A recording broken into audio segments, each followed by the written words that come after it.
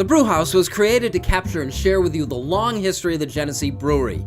But the brewery itself isn't half as interesting as the beer and the people who make it. Visit GeneseeBrewHouse.com.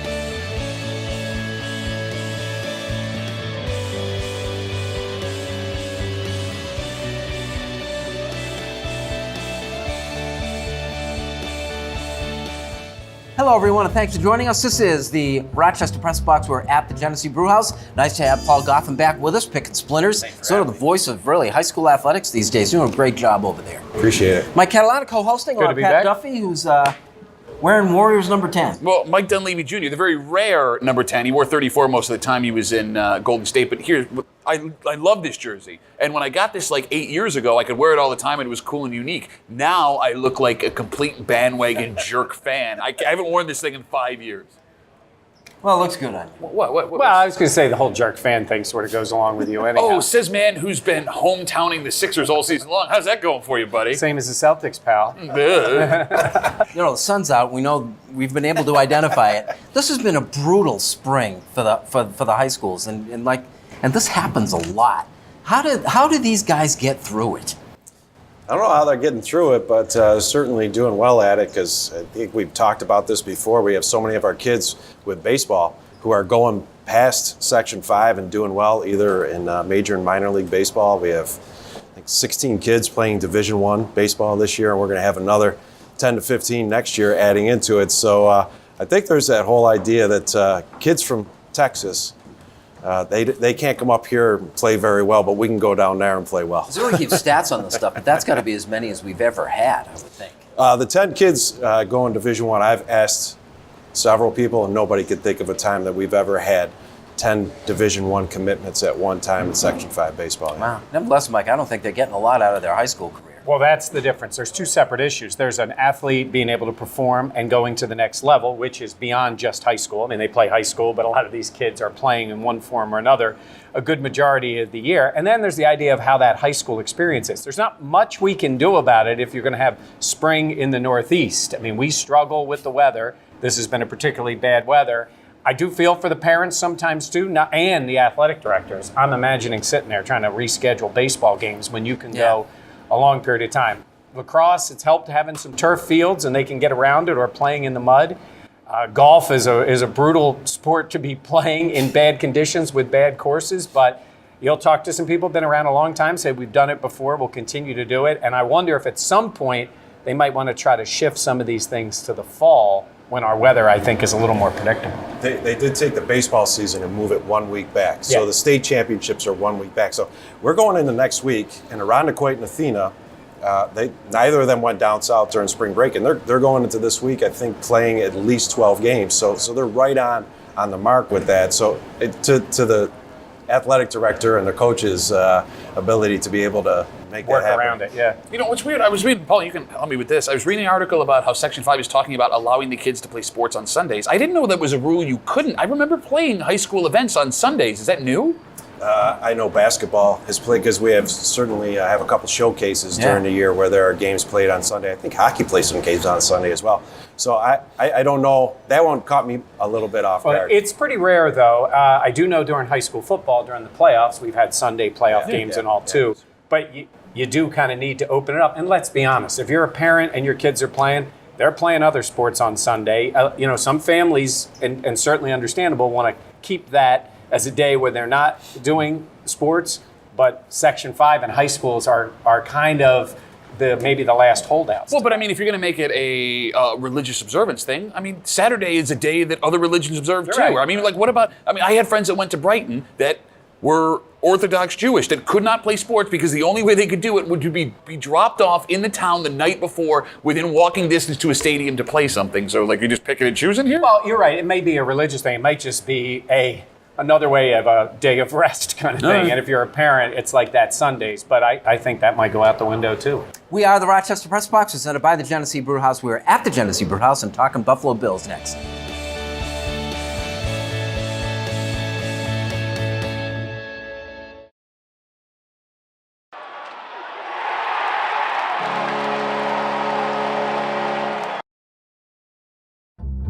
The Press Box is brought to you in part by Bay & Goodman Pizza, a local Rochester favorite. Corner of North Winton and Browncroft, Bay & Goodman Pizza.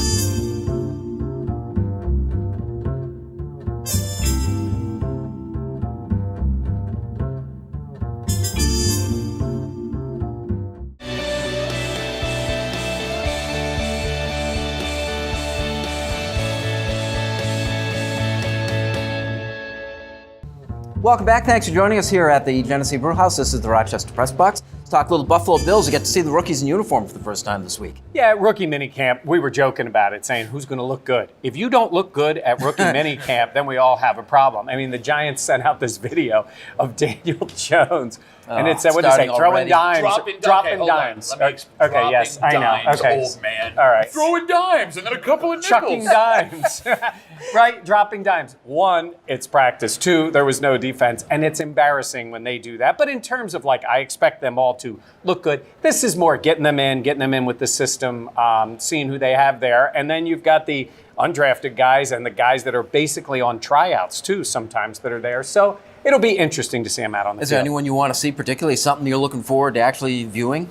Honestly, I think it's more of seeing how these guys are going to adjust to seeing things differently. What we don't see in this is what you will see a little bit in training camp. I've talked to coaches before about guys, they put on the pads, they get on an NFL field, and guys they don't expect a lot out of, all of a sudden, they're ready to go.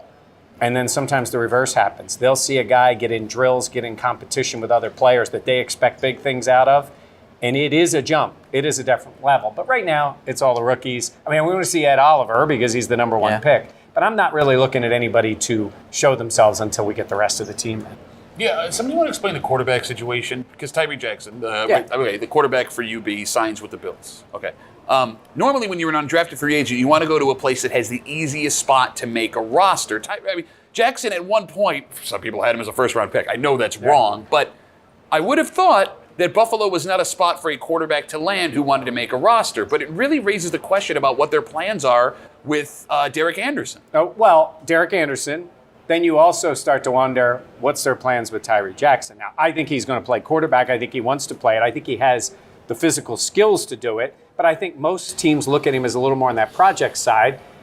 Derek Anderson is, he's on the roster. He's a quarterback. I think we all think maybe at some point he could become a coach, whether it's here or somewhere else.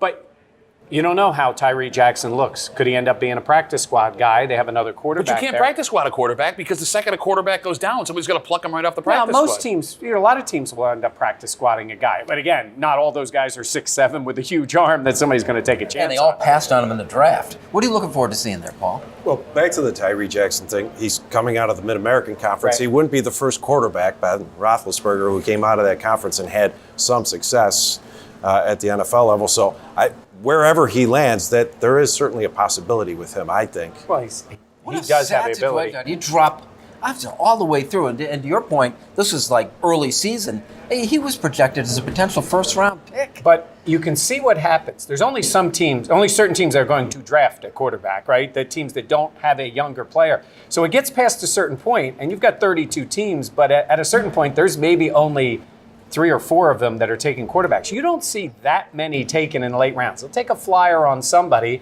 but you got to really like the guy anyhow, and you are using that roster spot. So to Pat's point, he got to sort of pick where he wanted to go. He had some options. He chose Buffalo. Let's see how it works out. All right. This is the Rochester Press Box, represented by the Genny Brew House. Like it or not, it's next.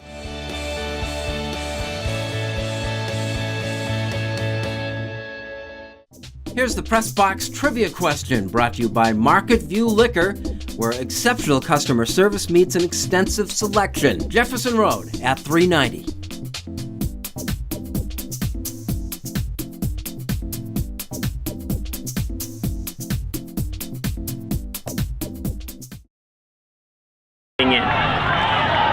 Today is all about belief. Right? It's not enough for me to believe it. It's not enough for Coach Hill or Coach Barstrom to believe it. You have to be the ones that believe that you are capable of running the way that we all know you are capable of, and that those negative thoughts that are coming into your head, you can acknowledge and push away. What's your response to them going to be? 5 more meters, 5 more meters, 5 more meters.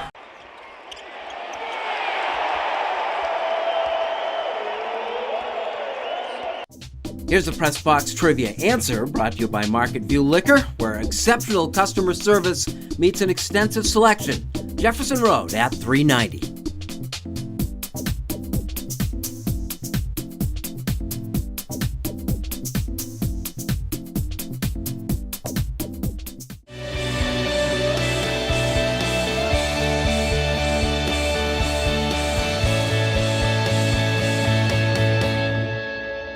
Welcome back. Thanks for joining us. This is the Genny Brew House, and we are the Rochester Press Box. Like it or not, presidential visits by sports teams. I don't understand it anymore. Like, it's funny, you know, every time someone wins a championship now, that's the big question. Are they going to go to the White House and do it, right?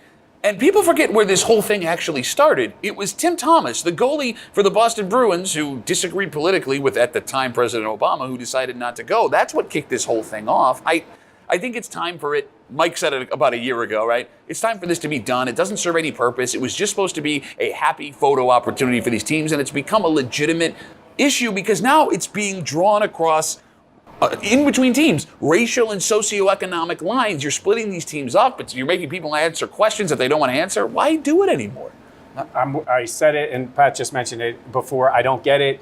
And not to be political, this is not about anybody currently, but doesn't the person in that job have a better thing to do than to stand there and take a picture with, and it's not just the major sports in the U.S., it's every Olympic team, it's college teams, it's bringing them in. I would bet, it's got to be 20 plus times a year. There's somebody there for the photo op with the teams, and it does cause problems. It causes problems with teams. Plus, It's taking them off the golf course. sports. I can't believe you guys look at this. Look at this political crosstalk happening. And let's be honest, many teams now are pretty international teams. Yeah. These are guys who, in every sport, baseball, basketball, hockey, everything, football a little bit less, they're international guys. They're not American citizens. So I want it to be done. See, the real part, Paul, is that I look at the Red Sox as a classic example of what's wrong with the situation. Yeah, but to Mike's point, you do have so many players that are international players, and they don't have the same level of respect. They shouldn't be expected to have the same level of respect, and I can understand why it does. The effect of it has worn off, and I do think that it's not something that it once was perceived to be. It should have come from the top. The Red Sox, just my last thing is the Red Sox should have decided not to go because the potential. Not because of that. Yeah, but the because billionaire of the owners of teams are going to tell the guy that may control how their taxes go that they're not coming to the White House. Brilliant idea, Bill. How about Tom Warner was the guy who backed John Kerry's. He could easily have made a political decision on behalf of that team. Yeah, but he still pays taxes now. Crossfire, political talk. Paulie, like it or not, horse racing in general after what happened at the Derby. Well, as a frequent panelist Kevin Aklubja wrote on that website, Pickin Splinters, when you look at the event that happened the other day, first of all, a similar event happened with the Hamiltonian in 2017 where a horse and rider was disqualified. You look at all these things that are accepted. The slash at the end of in the overtime of a hockey game they let it go. All that works until there is an injury. And you look at I'm a novice horse fan. I looked at that final turn and I thought, wait, are they allowed to do what they just did there? And Kevin On made it. first look? At the time. When I was watching it, I did think something was odd. Kevin brought up, he said, why wasn't the inquiry brought up from the stewards at the track right away? He was surprised that it took so long, and that's a great point. This kills the Preakness, but it could be a real benefit to the Belmont. Yeah, I think most general sports fans watch the Derby. There's interest if there's going to be a Triple Crown. I'm talking about general sports fans here, and now that interest is going right down the tubes. Did you see where the horse that won, the Kentucky Derby is missing the Preakness? He's got a cough. He's got a cold. He's got a horse cough.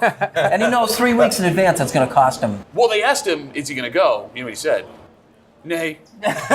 He's a little horse. Oh, for God's sakes, Mike. Anybody joke up, was Paul? You bad. got You're going to anything to follow add? up with an even worse joke than that. He's a little horse. I got it. We are the Rochester Press Box, regrettably. Presented by the Genny Brew House. We are at the Genny Brew House. Unfinished Business is next.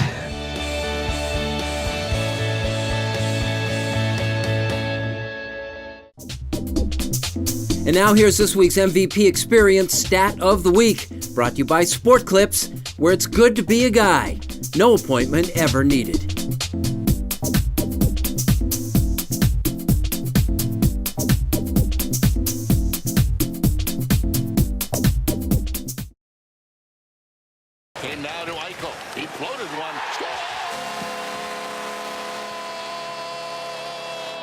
Baskin-Robbins ice cream flavored coffees are back at Dunkin'.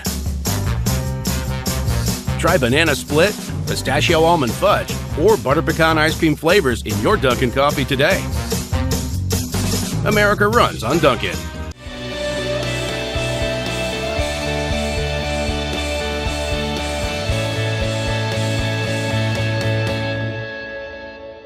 Welcome back. Thanks for joining us. We are at the Genny Brew House. This is the Rochester Press Box. Unfinished Business brought to you by Dunkin'. America runs on Dunkin'. Pat. I talked last week how I wasn't excited at all for the NBA playoffs because there's no star power. Well, now I feel the exact opposite about next season in the NBA. You could make the argument that next season is going to be the most wide open sports season for any league in the history of modern American sports. The superstars that are moving. Kevin Durant's going somewhere. Kyrie Irving might go somewhere. What are you going to do with the Sixers? Are you blowing that thing up? You got the draft picks that are coming in. The Knicks need to do something. Anthony Davis is going to land somewhere. It's wide open. Nobody knows what's going to happen. And just the simple shifts of one or two players moving from team to team changes the league. There is literally no favorite for next season as soon as Durant walks away from Golden State. So I will sit and I'll watch a potential Bucks-Raptors Eastern Conference Finals, knowing that next year I have absolutely no idea what's going to happen, having known exactly what was going to happen for the last 6 years in the NBA. You must feel the same way being a Philly guy and being with the Boston. If we've watched these two teams for years craft these rosters, and then it's gone. Yeah, it could be gone. But also, if these teams have talent and Boston still has assets to make, and neither team is going away, and Toronto made a good move, but we don't know what Kawhi Leonard's going to do next year. He is, no one talks about him, but he is maybe the best all-around player in the entire NBA playing at the moment. But it is funny, Durant is the key guy there. He's what makes Golden State the best team, though they're vulnerable. And now you take that step back. If he moves, that opens up things for everybody. Are you saying you're not looking forward to Kawhi Leonard versus Giannis Antetokounmpo? Well, I'm not really into Toronto because they don't make a lot of noise. They're quiet. Paul, what do you got? That was a joke. I got to follow that one up. Yeah, you did. Congratulations go out to Gates Child Eye's Keith Slack, who committed to go and play his college basketball at Damon, just down the road, down the thruway in Buffalo. Hopefully he's going to follow the footsteps of former Gates Child Eye Spartan Gerald Beverly, who went on to play in the NBA D-League. Gates Child Eye's Keith Slack, 50 points against McQuaid in the sectional semifinals. He's been a treat to watch. I look forward to doing well at the college level. What is that level like? There are a lot of kids who go from D2 and then end up playing overseas. Go watch some games at Roberts Wesleyan. It's up and down action. It's great stuff. It's a lot of good play. Right. The difference, you know what the difference between Division I and Division II is? About 3 or 4 inches per player. Yeah. Well said. Good players. Speaking of high school sports, I know we've sort of talked about this before, but I got a chance to go to a game very recently, and I was sitting next to the stands, and I was listening to some of the parents. And they used to say about certain things, say it out loud, and maybe you'll feel differently about what you said. Oh, no, they're saying it out loud. This was about their own coach. This was about the other players. This was about the referees. So I have a suggestion. When you're going to say dumb things at your kid's game about other adults, or even worse, about high school kids, you got your iPhone on you, hit the record button. Record what you're actually saying in public about other people as an adult. And then when you go home and you're sitting there in a quiet moment, play it back and listen to yourself. It's absurd. And I think it translates down to the kids sometimes. I know there's been a problem for a while, but I just sat there as a totally neutral observer, a game we were covering, and I was embarrassed for you. You should be embarrassed for yourself. We could have done the same thing 15, 20 years ago. I think it's Why worse. doesn't this problem get over? Old I think it's when worse. I was back in the day, I was respectful when I said those things. No, it's so public. And it's one thing in an outdoor game, and sometimes when you're inside a gym and talk to referees, do you really think that guy getting his $50 a night cares whether your kid's team wins or the other kid's team? Or the coach who's doing it what? For the money that you think they're getting when they're spending time away from their family? I don't mean root for your kids. I don't mean get a little upset. I mean some absurd things coming out of the mouths of parents. Listen, I agree with what you're saying, but it's a little bit hypocritical. You ask people not to say dumb things after they watched everything you just said on this show. That was your big setup, really? Quiet. We are the Rochester Press Box, presented by the Genny Brew House at the Brew House. Unfinished Business brought to you by Dunkin'. America runs on Dunkin'. Paul, thanks again. Always good insights, especially on the high school stuff. Thank you for having me here. Sir, I'm a little hoarse. Thank God for me. Thank God for you guys. Thanks for watching. We'll see you again next week with the Rochester Press Box.